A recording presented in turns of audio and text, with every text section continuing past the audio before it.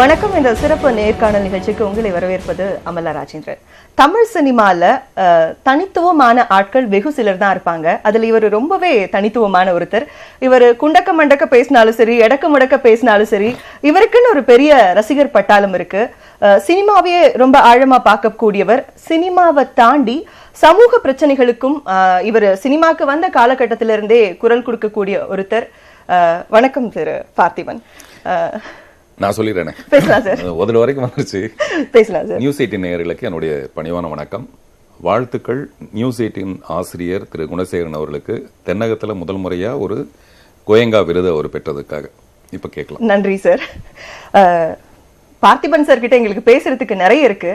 ஆனா இப்போ உடனே கேட்டாக வேண்டிய ஒரு கேள்வி அப்படின்னா, இசை புயலையும் இசை ஞானியையும் ஒரே மேடையில நிக்க வச்சிங்க. விஷால்ல இருந்து ஒட்டுமொத்த மக்களுமே உங்களுக்கு நிறைய பாராட்டுக்களை சொல்லிக்கிட்டு இருக்காங்க. அந்த மாதிரியான ஒரு நிகழ்வு எப்படி ஆரம்பிச்சது? ரகுமான் சாரை நீங்க கூப்பிடுறது, அந்த சுவாரஸ்யமான தகவல்கள்லாம் கொஞ்சம் எங்ககிட்ட பகிர்ந்துக்கலாம். முதல்ல திரு விஷால் அவர்களுக்கு என்னுடைய மனப்பூர்வமான நன்றி. எதுக்குன்னா அவருடைய விசாலமான மனசுக்கு. ஒரு விஷயம் நடந்தது. நான் என்னுடைய ராஜினாமா கடிதத்தை கொடுத்துட்டேன் அந்த நிகழ்ச்சிக்கு முன்னாடி. கொஞ்சம் வருத்தம் இருக்கும், உள்ள அவருக்கும் இருக்கும். இது இந்த நேரத்தில் வந்திருக்கணுமா அப்படிங்கிற வருத்தம் இருக்கும். அந்த வருத்தத்தெல்லாம் மீறி இப்படி ஒரு நிகழ்வு நடக்கணும்னா அதுக்கு பார்த்திபன் மட்டும்தான், ஒரே ஒருத்தர் தான் காரணம். அவருடைய பாராட்டுக்கள், அது இது ஹேட்ஸ் ஆஃப், அந்த மாதிரி லவ் யூ சார், அந்த மாதிரிலாம் நிறைய. இன்னும் சொல்லப்போனால் 3ஆம் தேதி அன்னைக்கு காலையில் 1:45 மணிக்கு அவர்கிட்ட இருந்து எனக்கு அந்த மெசேஜ் வருது. அந்த சபையில் யார் உங்களை தேடினாங்களோ இல்லையோ, நான் தான் உங்களை தேடிட்டு இருந்தேன், நான் தான் ரொம்ப மிஸ் பண்ணேன், அந்த மாதிரிலாம். ஸோ அவருடைய விசாலமான மனசுக்கு, அவருடைய நல்ல மனசுக்கு என்னுடைய நன்றி. முக்கியமாக நான் இந்த நிகழ்ச்சியில் கலந்துக்கிறதுக்கு காரணமே, அவர் பத்திரிக்கையாளர் முன்னாடி அந்த விஷயம் சொன்னதுக்கப்புறம், இத்தனைக்கும் சிஎம்ஐ பார்த்துட்டு வந்ததுக்கப்புறம் நிறைய பிரச்சனைகள் இருக்குது, அதை ஹைலைட் பண்ணி அவர் சொல்லியிருந்தார். சொன்னதுக்கப்புறம் எல்லாரும் என்கிட்ட கேட்க ஆரம்பிச்சிட்டாங்க, விஷால் அப்படி சொல்கிறாரு, நீங்கள் ஏன் உங்களுடைய ராஜினாமாவுக்கு ஏன் நீங்கள் என்ன காரணம்னு சொல்லணும். அப்போ அதுக்குள்ளே வேறு ஏதோ ஒரு தேவையில்லாத ஒரு அர்த்தம் இருக்கிற மாதிரிலாம் இருந்தது. அதனால தான் நான் வெளியில் வரணும்னு ஆசைப்பட்டேன். இல்லாட்டி இந்த விஷயம் தேவையில்லை. என்னுடைய மன வருத்தம்ங்கிறது எல்லாருக்கும் தெரியுது. விஷால் சொன்னதுக்கு அப்புறம் கண்டிப்பா எல்லாருமே பாராட்டுகளும் வந்தது. உங்களோட ட்வீட் இருக்கு இல்லையா, அதுதான் ரசிகர்கள் எல்லாத்தையுமே ரொம்ப யோசிக்க வச்சது. அந்த ட்வீட்ல 1000 அர்த்தங்கள் இருக்கு. சுயத்தை தவிர்த்து வேற ஒன்னும் இல்லைன்ற மாதிரியான ஒரு அர்த்தம் பொருந்திய. பாதிக்கப்படும் போது சோரெல்லாம் 3ஆம் பட்சமே, நாட் 2ஆம் பட்சம், 3ஆம் பட்சமே. அந்த அளவுக்கு மனதளவில் அந்த அளவுக்கு ஒரு பாதிப்பை ஏற்படுத்தின விஷயம் என்ன? இவ்வளவு ஒரு பிரம்மாண்டமான ஒரு நிகழ்ச்சி, விஷால் மக்கள் எல்லாருமே சொல்லிட்டாங்க உங்களால மட்டும்தான் அது சாத்தியமாச்சுன்னு. இப்படி ஒரு நிகழ்வை ஏற்படுத்தினதுக்கு அப்புறமா என்ன நடந்தது? அது எம்எஸ்வி அவர்கள் மறைஞ்சதுக்கு அப்புறமேல இளையராஜா அவர்கள் ஒரு நிகழ்ச்சி பண்ணி அந்த குடும்பத்துக்கு பண உதவி செஞ்சார். அதை பார்த்துட்டு இருக்கும்போது எனக்கு தோணுச்சு, ஒரு பெரிய ஒரு சாதனையாளர் அவர் மறைஞ்சதுக்கு அப்புறம் தான் இதை செய்யணுமா, அதை ஏன் நம்ம முன்கூட்டி செய்யக்கூடாதுன்ட்டு. அடுத்து நான் ரஹ்மான் சாரை சந்திக்கும் போது நான் சொன்னேன், ராஜா சாருக்கு ஒரு பெரிய பாராட்டு விழா, அது உங்கள் தலைமையில் செய்யணும், நீங்கள் ஸ்டேஜில் இருந்து அவரை கௌரவிக்கணும் அப்படின்னா அவரும் அதுக்கு அக்செப்ட் பண்ணார். அவருக்கு அவர் மேலே ஒரு பயங்கர ரெஸ்பெக்ட் இருக்குது. அப்புறம் யார் இதை சொல்கிறாங்கன்ற ஒரு விஷயம் இருக்குது. எனக்கும் ரஹ்மான் சாருக்கு என்ன தொடர்புனா, ஏலேலோன்னு ஒரு படம் ஒரு கிட்டத்தட்ட 18-19 வருஷமாச்சு.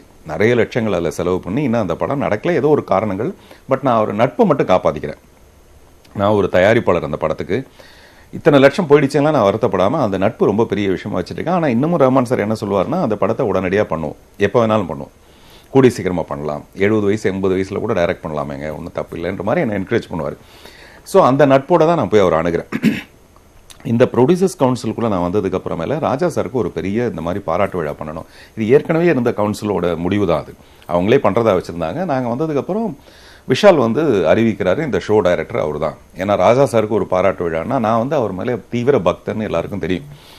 அப்படி சொன்னால் அன்னையிலேருந்து நான் அந்த பென்ஹரில் வர மாதிரி அந்த 18-16 அந்த சேரட் எடுத்துகிட்டு கிளம்புறேன். நான் வேகத்தில் நான் ஒரு சாதாரண விஷயத்த கூட ரொம்ப அசாதாரணமாக ஏதாவது செஞ்சிட முடியுமான்னு ஆசைப்படுறேன். அப்போ இது ஒரு அசாதாரண நிகழ்ச்சி, என்ன பண்ணணும்? நான் இது ரஹ்மான் சார்ட்ட உடனே போய் பேசி, இந்த மாதிரி விஷயம் வந்ததுன்னா நீங்கள் வரணும் சார்னு அவர் அப்போல்லாம் கேட்டு வச்சுருந்தேன்.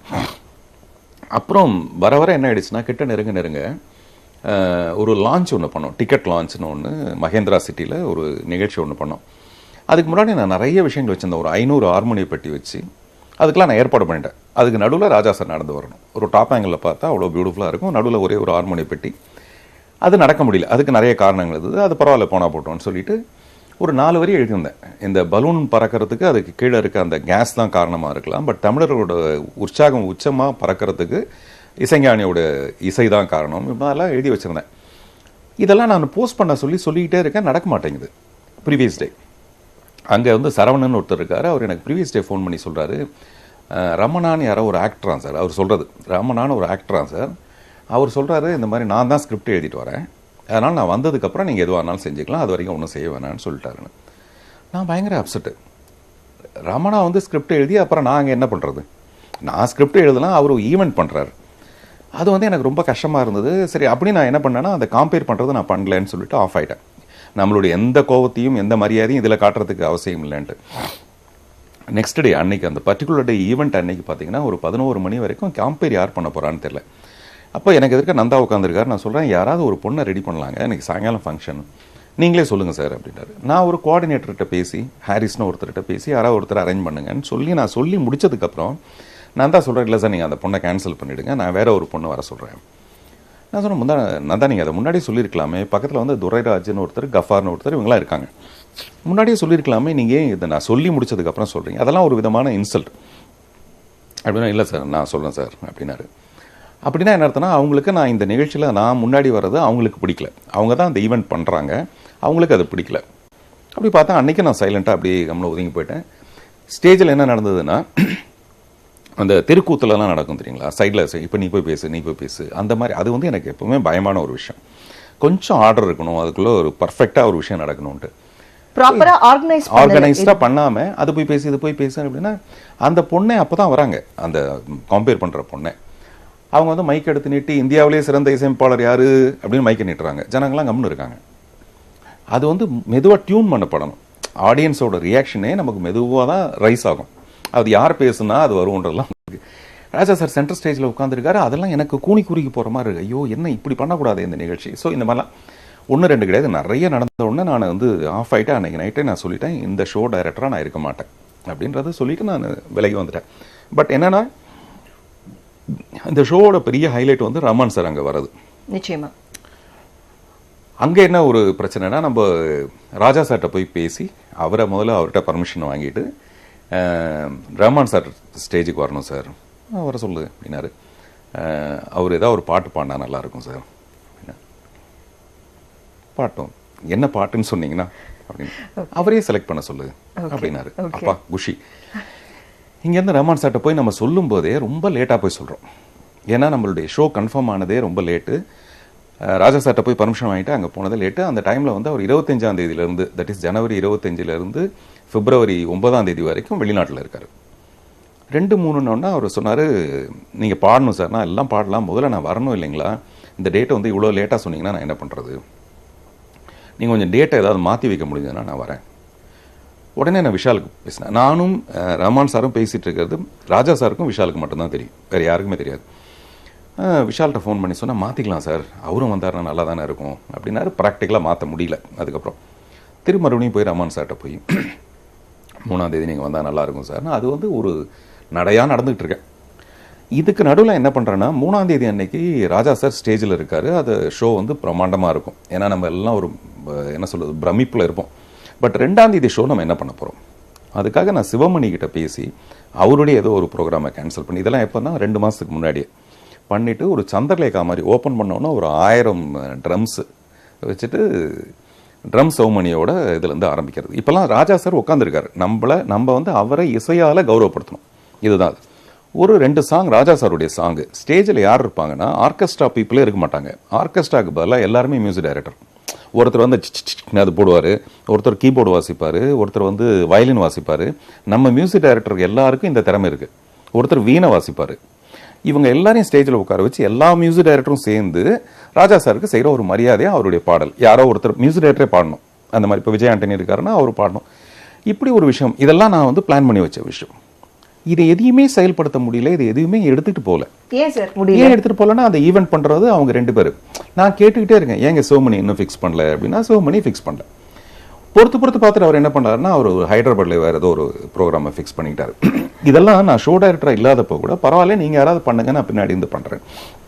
பட் அவங்கள பொறுத்த வரைக்கும் இந்த 2ஆம் தேதி ஷோ எப்படி நடந்ததோ இப்படி தான் நடத்தணுங்கிறது அவங்களுடைய விருப்பமாக இருந்திருக்கலாம். அது எனக்கு பிடிக்கல. அன்னைக்கு வந்து ஸ்கிட் பண்றது. விஷால் சார் அவங்க கிட்ட சொல்லலையா? ஏன்னா நீங்க சொன்னீங்க இப்ப ராஜா சார் கிட்ட ரகுமான் சார் கிட்ட நீங்க பேசுறது வந்து விஷாலுக்கு மட்டும்தான் தெரியும்னு. சோ கிட்டத்தட்ட 2 மாசமா அதுக்காக நீங்க மெனக்கிட்டேன்னு சொன்னீங்க.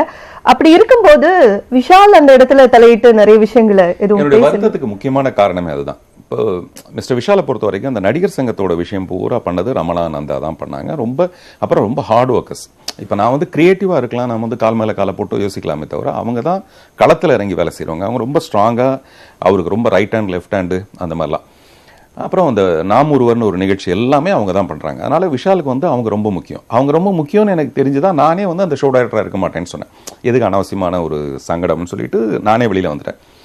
டெஃபினட்டா விஷால் சொல்லியிருக்கணும், என்ன பண்ணிருக்குன்னா நீங்க இந்த ஈவெண்ட்டை பண்ணுங்க, இந்த கிரியேட்டிவ் விஷயம்லாம் இவங்க பார்ப்பாங்கன்னு சொல்லியிருக்கணும். அதை சொல்லலைங்கிறதா என்னுடைய ஒருத்தர். அவருக்கு என்னன்னா 2 பக்கம் பேலன்ஸ் பண்ண முடியாம அவருக்கு நடுவில் ஷூட்டிங் அது இது அவருக்கு இருக்கிற பிரச்சனைகள் வந்து பயங்கர பிரச்சனை. நான் ஒரு மேடையில் கூட சொன்னேன், நான் ரொம்ப சென்சிட்டிவான ஆளு, ஏதாவது ஒரு சின்ன விஷயம்னா நான் வெளியில் போயிடுவேன். பட் விஷாலை பொறுத்த வரைக்கும் அவர் ஜெயிலுக்கு போனால் கூட வெளியில் போக மாட்டேன்ட்டு இங்கேயே மறுபடியும் உட்காந்துட்டு இவ்வளோ பெரிய போராட்டம் நல்லா முடியாதுன்னு நான் அவரை ஒய்த்து சொன்னது. இதுக்கு நடுவில் வேற ஒரு இயக்குநர்கள்லாம் சேர்ந்து ராஜா சாரை கௌரவப்படுத்துறதுன்னு ஒரு விஷயம் வந்தது. அன்னைக்கு நான் சொன்னேன், இசையும் இயக்கமும்னு ஒரு தலைப்பு வைங்க, இசையும் இயக்கமும் அப்படின்னு. அங்கே போய் பார்த்தா இயக்குநர்களின் சங்கமம்னு போடு. நான் சொல்றது எதையுமே செய்யக்கூடாதுன்னு அவங்க தீர்மானம் பண்ணி வச்சிருந்தாங்க. ராஜா சார் சென்டரில் நான் வந்து அவருடைய 3வது சீட்டில் உட்காந்து ஷோ ஆரம்பிக்கிற நேரத்தில் திடீர்னு என்னை கொண்டு போய் அந்த கார்னரில் உட்கார வைக்கிறாங்க. திரும்பி பார்த்தா நந்தா அப்படி கிராஸ் பண்ணி போயிட்டு இருக்காரு. நமக்கு பயங்கர சூடாயிட்டேன். இப்போ நான் ஏஞ்சி வெளியில் போயிட்டேன்னா டெஃபினட்டாக ராஜா சார் வருத்தப்படுவார். அதனால நான் அப்படியே ஆஃப் ஆயிடுறேன். இதுக்கு மேலே என்ன பேசுறதுன்னு தெரியல. அவமதிப்பு கொஞ்சம் அதிகமாக நமக்கு காரணமே இல்லை. எதுக்கா நம்ம ஒன்றும் பைசாக்காக செய்யலை அப்படின்னு. இது எது நடந்தாலுமே ரஹ்மான் சார் அங்கே கூட்டு வர்றது மட்டும் விடக்கூடாது அப்படின்னு. இதை முத்தாய்ப்பா என்ன நடந்ததுன்னா, ஒரு தடவை ராஜா சார் உட்காந்துருக்கோம் 3ஆம் தேதி நிகழ்ச்சியை பற்றி பார்த்திபன் பேசிட்டு வரும்போது ரமணா வந்து ஐயோ அவர் வேண்டாம் சார் அப்படின்னு சொல்லியிருக்காரு. பக்கத்தில் விஷால் இருக்காரு. அது வந்து பேசல விஷால்ன்றது உங்களோட வருத்தமா இருக்கு. அது கேள்விப்பட்ட உடனே நான் டிசைட் பண்ண நேராக அங்கேருந்து போனேன். போய் ஒரு ரெசிக்னேஷன் லெட்டர் எழுதி கொடுத்துட்டு இந்த பதவியே எனக்கு வேண்டாம், இந்த பதவி எதுக்கு, இந்த பதவி வச்சு நான் என்ன பண்ண போறேன்னு சொல்லிட்டு. சரி, என்ன சார் இப்படி சொல்லிட்டீங்க? இதே பார்த்திபன் சார் தான் 2017 ஒரு இன்டர்வியூல சொன்னாங்க, நான் வந்து விஷால் கூட வந்திருக்கிறதே வந்து நிறைய மாற்றத்தை ஏற்படுத்த முடியும்ன்றதுக்காக தான். விஷால் வந்து நடிகர் சங்கத்துக்கு உள்ள வந்து நிறைய விஷயங்கள் செய்ய ஆரம்பிச்சிருக்காரு. அது ஒரு புது நம்பிக்கையை தருது.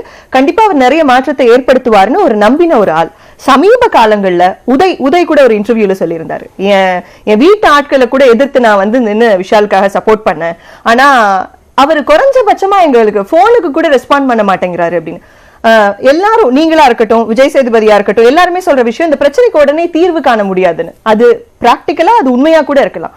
ஆனா எல்லாரோட எதிர்பார்ப்புமே என்னவா இருக்குன்னா, குறைஞ்சபட்ச மரியாதை கொடுங்க, எங்களுக்கு அட்லீஸ்ட் எங்க பிரச்சனை என்னன்னாவது கேளுங்க அப்படின்றதுலதான் இருக்கு. அதை கேட்கறதுல விஷாலுக்கு என்ன சிக்கல்? இல்ல, நான் வந்து இப்போவும் நான் விஷாலை சப்போர்ட் பண்ணிட்டு தான் இருக்கேன். இப்போவும் நான் சொல்றது, இதுல வந்து எனக்கும் அவருக்குமான எந்த விதமான வருத்த பேதங்கள் எதுவுமே கிடையாது. சின்ன சின்ன மனக்கசப்புகள் இருந்தாலும் இந்த அவமரியாதை நான் ஏத்துக்க வேண்டிய அவசியம் இல்லை. இது எல்லாத்தையும் மீறி நான் பண்ண ஹைலைட்டான ஒரு விஷயம், இப்போ சப்போஸ் நான் ரிசைன் பண்ணிட்டேன்னு வெளியில போயிட்டேன்னு வச்சுங்களேன், ரஹ்மான் சார்ட்ட நான் போய் கேட்டதே நான் தான் அந்த ஷோ டைரக்டர்னு சொல்லி தான் அவர்கிட்ட அனுமதி வாங்குறேன். ஒருவேளை இது வெளியில தெரிஞ்சு ஏதாவது ஒரு காரணத்தினால அவர் வேற ஏதோ ஒரு காரணத்தினால வரலன்னு சொல்லிட்டாருன்னா கூட எல்லாரும் என்ன நினைப்பாங்கன்னா, நான் வேணும் நான் செஞ்சுட்டேன் அப்படின்னு நினைப்பாங்க. எனக்கு அதனால அந்த ரிசைனேஷன் லெட்டருங்கிறது என்னுடைய கோவத்தையும் வருத்தத்தையும் தள்ளி போட வைக்க முடியல. ஆனா இதை வந்து எப்படியா தள்ளி போட்டணும், மீடியாவுக்கு தெரியக்கூடாதுன்றது நான் ரொம்ப ஜாக்கிரதையாக அதெல்லாம் ஹேண்டில் பண்ணி அன்னைக்கு போய் ரஹ்மான் சாரை பொக்கே கொடுத்து, அவர் சொல்றாரு நீங்க வர வேண்டாம் நான் போயிடுவேன், இல்லை போயிட்டு கார்கிட்ட போய் நின்று அவர் அனுப்பி வைக்கிறேன். வண்டியில் ஏறும்போது நீங்கன்றாரு அவர், நான் வரேன் சார் பின்னாடியே வரேன் சார்னு சொல்றேன். நான் வரமாட்டேன்னு எப்படி சொல்றது அவர்கிட்ட? அவர் ஸ்டேஜுக்கு போய் நான் எங்க காணோன்னு எனக்கு மெயில் பண்றாரு, வேற யூன்றாரு. திரும்பி இறங்கும்போது வேற யூன்னு அனுப்புறாரு. இவ்வளவு விஷயம் நடந்துட்டு இருக்கு. நீங்க நல்லா கவனிச்சு பாத்தீங்கன்னா விஷாலை சப்போர்ட் பண்றதுன்றது இதுதான் இல்லையா? நம்ம மறைமுகமா கூட அவர் ஏற்பாடு பண்ண ஒரு விஷயம் நல்லபடியா நடக்கிறதுக்கு நான் பின்னாடி இருந்து உதவணும், அவ்வளவுதானே தவிர முரண்பாடான எந்த விஷயமா இருந்தாலும் நான் எங்களுக்குள்ள பேசிக்கலான்ற மாதிரி அதை பண்ணிட்டு வந்தேன். அது பண்ணதுக்கு பின்னாடி என்னுடைய வருத்தம்ங்கிறது என்னன்னா, ரமணாவும் நந்தாவும் எவ்வளவுதான் அவங்க ரொம்ப ஸ்ட்ராங்கானவங்களா இருந்தா கூட எப்படி விஷால் எல்லாரோடையும் அனுசரிச்சு போறாரோ அந்த மாதிரி அவங்களும் அனுசரிச்சு போயிருந்தா இந்த மாதிரி என்ன மாதிரி நிறைய பேருக்கு அந்த வருத்தம் இருக்கு. ஸோ அதனால இதுதான் காரணமே தவிர எனக்கும் விஷாலுக்கு எந்த விதமான இப்போ உதய் சொல்ற மாதிரி எந்த விஷயம் இல்லை. வைரசியை வந்து கண்டிப்பா நான் எனக்கு யாரு என்ன ஏதுன்னு எல்லாம் தெரியும், வெகு விரைவில் வந்து அதை செஞ்சிருவோம், நான் வந்துட்டேன்னா அதை வந்து சரி பண்ணிடுவேன்லாம் சொன்னவர் திடீர்னு நேத்து பார்த்தா இப்படி காட்டிட்டு மேல கடவுளை சொல்லல கவர்மெண்ட் நினைச்சா செய்யலான்னு டப்புன்னு மாத்தி பேசுறாரு. அதாங்க இப்போ இந்த தேர்தல் வாக்குறுதி மாதிரி இதை கொடுத்து 15 லட்சம் ரூபாய் நாங்கள் இதில் போடுவோம்னு சொல்லிட்டு போடாமல் போய் அதில் ஒரு பெரிய லாபம் சம்பாதிக்கிறதோ இந்த தலைவருங்கிற பதவியை வச்சுட்டு வேற ஏதோ சாதிக்கிறதுக்கு விஷாலுக்கு ஒன்றுமே இல்லை. உண்மையிலேயே இதை இப்போ நான் கூட என்னுடைய படம் வந்து பார்த்தீங்கன்னா பர்மா பசாரில் போய் நான் மட்டுமே இறங்கி போய் நின்று சட்டை பிடிச்சேன். நான் மட்டும் தனியாக என்னுடைய கதை திரைக்கதை வசனம் ரிலீஸ் டைமில் போலீஸ் ரிலீஸ்லாம் கிடையாது. நானே ஜீப் போட்டு இறங்கி போய் பர்மா பசாரில் போய் சட்டையில் கையை வச்சேன். நான் வேற ஒரு இடத்துக்கு போகும்போது ஒரு ரவுடி கூட்டம் வந்து என்ன அடிக்க வந்தாங்க. இதை நான் தனிப்பட்ட முறையில் ஃபேஸ் பண்ணேன். அப்போ நினைக்கிறேன் நான் ஏன் இது தனிப்பட்ட முறையில் ஃபேஸ் பண்ணணும், இந்த சங்கம்னு ஒன்று இருந்ததுன்னா அவங்க ஒன்றும் பண்ணலான்னு தான் உள்ளே போகிறேன். அதே மாதிரி தான் விஷாலும் நினச்சிட்டு உள்ளே வராரு. அதே மாதிரி தான் செய்ய நினைக்கிறாரு, செய்ய முடியல. இந்த தமிழ் ராக்கர்ஸ் இதை விட ரொம்ப பெரிய விஷயமா இருக்கு. சமீப காலங்கள்ல தமிழ் சினிமாவையும் சர்ச்சைகளையும் பிரிக்க முடியாத அளவு நிறைய விஷயங்கள் இருக்கு சார். மீ டூ பிரச்சனையா இருக்கட்டும், ப்ரொடியூசர் கவுன்சில், நடிகர் சங்கம்னு. எதனால சார் உங்களுக்குள்ள ஒத்துமை இல்லாததான் இது எல்லாத்துக்கும் காரணமா? இல்லை, எனக்கு தெரிஞ்சு இது இப்படிதான் இருக்கு சினிமா. சினிமான்றது உங்களுடைய லைம் லைட்லேயே எப்பவும் தெரியறதுனால இங்கே நடக்கிற பிரச்சனைகள் பூதாகரமாக்கப்படுது. இப்போ உதாரணத்துக்கு இந்த நிகழ்ச்சிக்கு நான் போகலைங்கிறது தமிழ்நாட்டில் இருக்கிற அநேக மக்களுக்கு தெரியும். நானா ஒரு சமூக சிந்தனையோடு யோசிச்சு பார்க்கும்போது எனக்கு என்ன தோணுன்னா, இது என்ன அவ்வளோ பெரிய விஷயமா? மறுநாள் என்கிட்ட பத்திரிகையில் இந்த ஊடகத்திலேருந்து கேட்கும்போது நான் சொன்னேன், இதை விட முக்கியமான விஷயம் நிறைய இருக்கு சார். நான் ராஜினாமா பண்ணது எதுக்கு சார் தெரியும்? சினிமான்றது தமிழக மக்களுக்கு முக்கியமான விஷயம் தான் சார். அதனால இங்க இருக்கிற எல்லா விஷயமும் பூதாகரப்பாக ஆக்கப்படுதே தவிர வேற எல்லா இடத்துலயும் இருக்கிற பிரச்சனை சினிமாலையும் இருக்கும். சரி, இது மக்கள் ஏன் இவ்வளவு கவனிக்கிறாங்க? உங்க கேள்வி சரிதான். 1008 பிரச்சனை இருக்கு நாட்டுல. ஆனா ஏன் சினிமாக்காரங்களை மக்கள் இவ்வளவு உத்து நோக்குறாங்கன்றதுக்கு இன்னொரு காரணமும் இருக்கு. நாங்க மக்களுக்கு நல்லது செய்வோம், நாங்க நாட்டை மாத்துவோம், அந்த ரெஸ்பான்சிபிலிட்டி எங்களுக்கு இருக்குன்னு பெரிய பெரிய நடிகர்கள்லாம் அரசியலுக்கு வரும்போது ஆட்டோமேட்டிக்கலி மக்களுக்கு அந்த ஒரு எதிர்பார்ப்பு வரதானே சார் செய்யும். இப்ப நீங்க சொன்னீங்க 4 பெரிய நடிகர்களை வச்சு படம் எடுக்கிற ப்ரொடியூசர்ஸ் பெரிய பிரச்சனையா இருக்காங்கன்னு. அந்த 4 ப்ரொடியூசர்ஸ் கிட்டயே கூப்பிட்டு இதெல்லாம் கொஞ்சம் சரி பண்ணுங்கன்னு சொல்லாத நடிகர்கள் எப்படி நாட்டு மக்களுக்காக நல்லது செய்வாங்கன்னு மக்கள் நம்பணும்னு இவங்க எதிர்பார்க்கறாங்க. இங்க பசி தன் பசின்னு வேற, ரெண்டுமே வேற வேற. பசிங்கிறது காமனா எல்லாருக்கும் இருக்கிற ஒரு விஷயம். தன் பசின்னு வர்றது அதுதான் வேற. அடிச்சு புடுங்கி திங்கிறது எல்லாமே அதுதான். இன்னைக்கு நடக்கிற, நீங்க அடுத்து கேட்க போற கேள்விக்கு முன்னாடியே நான் சொல்றேன், இன்னைக்கு நடக்கிற நிறைய பாலியல் வன்கொடுமைகளும் கொலைகளுக்கும் பின்னாடி பசி தான், தன் பசி தான் காரணம். அது பொதுவா 2 பேருக்கும் காமனா எடுத்துக்கிறது கிடையாது. இந்த ப்ரொடியூசர் 100 கோடி ரூபாய் போட்டு படம் எடுத்துட்டு இந்த கேப்ல இந்த படம் வந்தாதான் நம்ம 200 கோடி எடுக்க முடியுங்கிறது அவருடைய பசி. அதை போய் நம்ம தப்புன்னு அங்கே சொல்ல முடியல. ஏன்னா அவருடைய இன்வெஸ்ட்மெண்ட் பெருசு. நீங்கள் எப்படி 5 கோடி ரூபாய் போட்டு படம் எடுத்த 10 கோடி ரூபாய் எடுக்கணும்னு ஆசைப்படுறீங்களோ அதே தான் அவருக்கும். ஸோ அந்த நியாயங்கள் அங்கே தனித்தனி நியாயங்களா இருக்கு. அநியாயம் மட்டும்தான் ஒன்றா இருக்குமே தவிர நியாயம் 2 இருக்கும். 2 இருக்கு. அந்த மாதிரி இந்த கொலை குற்றங்கள் இதெல்லாமே பார்த்தீங்கன்னா கணவன் மனைவிக்கு ஒத்து வரலையா, 2 பேரும் பிரிஞ்சிடுறதுன்றது ரொம்ப லவ்வபிளான ஒரு விஷயம். அதை விட்டுட்டு இப்போ லேட்டஸ்டாக நடந்த ஒரு கொலை, அப்புறம் குழந்தைய அடித்து சாவடிச்சிட்டு கள்ளக்காதலுடன் ஓட்டம் கேட்டாலே நமக்கு ரொம்ப கஷ்டமாக இருக்குது. நான் சொல்கிறது எந்த காரணமும் இல்லாமல் அந்த குழந்தைங்க என்ன தப்பு பண்ணுச்சு? அப்புறம் சரி, இது ஒரு தடவை பேப்பரில் வருது, ஊடகத்தில் இவ்வளோ பெருசாக வருது, அப்புறம் அடுத்து செய்யும்போது ஏன் அவங்களுக்கு அந்த பயம் வர மாட்டேங்குதுன்னு எனக்கு தெரியல. நான் சொல்கிறது எல்லாம் பார்த்து நம்மளுக்கு ஒரு பயம் ஏற்படுற ஒரு விஷயத்த நம்ம செஞ்சால் மட்டும் எப்படி தப்பிச்சிருவோம்னு நினைக்கிறாங்க. இப்போ லேட்டஸ்ட்டாக ஒருத்தர் பண்ணிட்டு கூட கையை காலை இங்கே போட்டுட்டு தலையை அங்கே போட்டுட்டு முண்டத்தை இங்கே போட்டுட்டு எங்கே போட்டாலும் நம்ம மாட்டிக்குவோன்றது ஏன் தெரிய மாட்டேங்குது இல்லை. சட்டத்திலேருந்து எப்படியா தப்பிச்சிடலான்னு ஒரு ஒரு மனசுக்குள்ள அடித்தளத்தில் இருக்கிறதுனால தான் இந்த மாதிரி கொலைகள் இருக்குது. அதனால சட்டங்கள் இன்னும் ரொம்ப ஸ்ட்ராங்காகும். எப்படி இந்த அரப் கண்ட்ரியில் பண்ணுறாங்களோ அந்த மாதிரி கொண்டு போய் நடு ரோட்ல நிற்க வச்சு வெட்டணும்ன்றது சிஸ்டம் சரியில்லைன்னு சொல்ல வரீங்க. அந்த வேர்டு அகைன் நான் சொல்ல விரும்பலை. இல்லை, இது பற்றின ஒரு கேள்வி எனக்கு உங்ககிட்ட நிச்சயமா இருக்கு. ஒரு 2 வருஷத்துக்கு முன்னாடி நீங்க சொல்லியிருந்தீங்க, ரஜினி சார் அரசியலுக்கு வர்றதை பத்தி உங்களோட கருத்தை நீங்க சொன்னீங்க. இல்ல அவர் சுத்தி வளைச்சு கூட பேச தெரியாது, ரொம்ப ஒரு கன்னிங்கா பேச தெரியாது, ரொம்ப ஒரு யதார்த்தமான ஆள், அவரு அரசியலுக்கு எப்படி சாத்தியப்படும் தெரியலன்னு அதற்காக நீங்க சொன்ன சில விஷயங்கள் கூட பயங்கர விமர்சனங்களுக்கு உள்ளாச்சு. இப்ப எப்படி பாக்குறீங்க நீங்க அந்த விஷயத்த? இப்போ நான் அப்படியே தான் பாக்குறேன். என்ன பாக்குறேன்னா, இப்ப சமீபத்தில் ஏர்போர்ட்ல இருந்து வெளியில வரும்போது அவருக்கு அது தெரியல, வேற எங்கேயோ வெளிநாட்டுக்கு போயிட்டு வந்திருக்காரு. அந்த 7 பேரோட விடுதலையை பற்றி என்ன சார் நினைக்கிறீங்க அப்படின்னோடனே, எனக்கு தெரியலங்க, நான் போய் யோசிச்சு சொல்கிறேன், பார்த்துட்டு சொல்கிறேன், தெரிஞ்சுக்கிட்டு சொல்கிறேன், தப்பு தப்பாக சொல்லக்கூடாது. அது அவருடைய யதார்த்தமான ஒரு விஷயம். கீழே இறங்கி போனால் இந்த மீடியாலாம் இருக்கும், இதை நம்ம எப்படியாவது பயன்படுத்திக்கணுன்ற அந்த குதர்க்கம் இல்லாமல் அவர் வெளிப்படையாக ஒரு விஷயம் சொல்கிறார். அது பூதாகரமாகுது. நான் இதை தான் சொன்னேன், இதுக்கு பின்னாடி இவ்வளவு தான் யோசிச்சுலாம் அவர் செய்ய மாட்டாரு. அவங்க கேட்டதும் தப்பு இல்லை. ஆனால் இவர்கிட்ட இருக்கிற பிரச்சனை என்னன்னா, அவர் வெளிப்படையாக பேசுறதுனால வர பிரச்சனை இதுதாங்க அவருக்கு ப்ராப்ளமாக இருக்கும்னு நான் சொன்னேன். நீங்கள் சொல்றது 2017 வந்த பிரச்சனை. அந்த நேரத்தில் என்னை பிடிச்சி கடின்னு எல்லாரும் கடிச்சாங்க. அவர் எனக்கு என்ன சொன்னால், கமல் சாரை விட எனக்கு அவர் ரொம்ப நெருங்கிய நண்பர், நம்ம அடிக்கடி சந்திக்கிற ஒரு நண்பர். அவர் நிறைய பேசுவார், நானும் அவரும் நிறைய இது சம்மந்தமெல்லாம் பேசுவோம். அதனால தெரிஞ்சுக்கிட்டு நான் என்ன சொன்னேன்னா, அவர் இப்படி பண்ணுறதுன்றது அவருக்கு எவ்வளோ தூரம் சரியாக வரும்னு எனக்கு தெரியல. அப்புறம் பாருங்க இப்போ பேட்டா வந்து பெரிய ஹிட் ஆகுது. ஒரு இத்தனை வயசுக்கு அப்புறமேல இவ்வளவு பரபரப்பான ஒரு ஹீரோ வந்து நம்ம பார்க்கவே முடியாது. அப்படி ஒரு சூப்பர் ஸ்டார் அவர். தெரியாது அவருக்கே மனசு மாறி போய் இதெல்லாம் வேண்டாங்கன்னு சொல்லிட்டு விட்டாலும் விட்டுருவாரு. ஏன்னா ஒரு வயசாக நம்ம என்ன தோணுனா கொஞ்சம் அமைதியை நோக்கி போகலான் இருக்கும். நிச்சயமா நீங்க ஆளாளுக்கு ஒரு பக்கம் குத்த ஆரம்பிச்சீங்கன்னு வச்சுக்கலாம், அவருக்கு என்ன தோணும், நான் எதுக்குப்பா வந்து இதெல்லாம் செய்யலாம்னு கூட அவருக்கு தோணிடும். திரு கமல்ஹாசன் வந்து அரசியல் வந்துட்டாரு, ரஜினிகாந்த் அவர்களும் வருவேன்னு சொல்லியிருக்காரு. பார்த்திபன் வருவாரா? நான் என்ன நினைக்கிறேன், இந்த சமுதாய அக்கறை யாருக்கெல்லாம் இருக்கோ அவங்க எல்லாம் வந்து அரசியலுக்கு வரணும். இன்றைய இளைஞர்கள் எல்லாருமே இன்னைக்கு வந்து வெறுமே ட்விட் பண்ணிட்டு ஃபேஸ்புக்கில் போட்டுட்டு கமெண்ட் போட்டுட்டு யாரையோ கெட்ட வாரத்தில் திட்டிட்டு அது மட்டுமே இல்லை, எல்லாரும் களத்தில் வந்து இறங்கி வேலை செய்யணும். இப்போ கமல் சார் பார்த்தீங்கன்னா ஊர் ஊராக சுற்றிக்கிட்டே இருக்காரு. இன்னைக்கு கூட அவர் சொல்லியிருக்காரு, இந்த கிராம சபை இது வந்து என்னுடைய வெற்றி அப்படின்னு சொல்கிறாரு. பாருங்கள், தனியாக ஒருத்தன் ஓட்ட மதியத்தில் ஓடி ஒருத்தன் மட்டுமே ஓடி ஃபர்ஸ்ட் ப்ரைஸ் வாங்குறது ஒரு பெரிய விஷயமே கிடையாது. இன்னும் 4 பேர் வந்தால் தான் நமக்கு வந்து அந்த தெம்பு வரும், நம்மளோட ஓடுறதுக்கு இருக்காங்க. இப்போ கமல் சார் ரஜினி சார்லாம் வந்து என்ன வராங்க என்ன செய்கிறாங்கன்ற அப்புறமேல விஷயம். அவங்க வராங்கன்னும் போது ஏற்கனவே இங்கே அரசியலுக்குள்ளே இருக்கிறவங்களுக்கு ஒரு சின்ன பயம் ஒன்று இருக்குது, நம்ம ஏதாவது பண்ணி, ஏன்னா மக்கள்கிட்ட இவங்க போய் சீக்கிரமாக சேர்ந்துடுறாங்க. அப்போ நம்ம சின்சியராக ஏதாவது செஞ்சால் தான் செய்ய முடியுங்கிற ஒரு உத்வேகத்தையாவது இவங்க கொடுக்குறாங்க. இந்த மாதிரி உத்வேகத்தை கொடுக்கறதுக்கு நானும் தயாராக இருப்பேன். ஆனால் இப்போதைக்கு எனக்கு என்ன இருக்குன்னா, நிறைய படம் பண்ணணும். நான் சாதிக்கணும்னு சினிமாவில் சாதிக்கணும்னு நினச்ச விஷயங்களே வந்து மேபி நான் ரொம்ப பர்ஃபெக்டாக இருக்கும்னு நினச்சதுனாலையோ என்னமோ தெரியாது, நான் ஒரு 15 படம் எடுத்திருக்கேன். 15 படத்தில் நிறைய படங்கள் தோல்வி. அதனால் ஃபினான்ஷியலாக நான் கொஞ்சம் ஸ்ட்ராங் ஆகிட்டா தான் நான் அரசியலுக்குள்ளே வர முடியும். ஸோ இதெல்லா நடிகர்களுக்கும் இப்போ இன்றைக்கி 5 வருஷத்துக்கு முன்னாடி வந்த விஜய் சேதுபதிக்கும் அந்த அக்கறை இருக்குது. அதனால் விஜய் சேதுபதி அரசியலுக்கு வருவாராங்கிறது நமக்கு தெரியாது. நான் ரொம்ப வருஷமாக இதை பண்ணிகிட்டு இருக்கேன். எனக்கு வந்து டெஃபினட்டாக மக்கள் மேலே ஒரு பெரிய ஒரு அக்கறை இருக்குது எனக்கு. அதனால் அது என்னைக்காவது நடக்கலாம். நடிகர் பார்த்திபனை நாங்கள் அடிக்கடி பார்த்துக்கிட்டே இருக்கோம். இயக்குனர் பார்த்திபனை எப்போ பார்க்கலாம்? எனக்கு வந்து எந்நேரம் நான் என்ன பேசிட்டு இருந்தாலும் என் மைண்டில் ஓடிட்டு இருக்கிறது வந்து, நான் எப்போ மறுபடியும் என்னுடைய இயக்கத்தில் 2 வருஷம் ஆயிடுச்சு. நான் இப்போவும் காலையில் 4:30 மணிக்கு தான் எந்திரிக்கிறேன். நிறைய யோசிக்கிறேன்.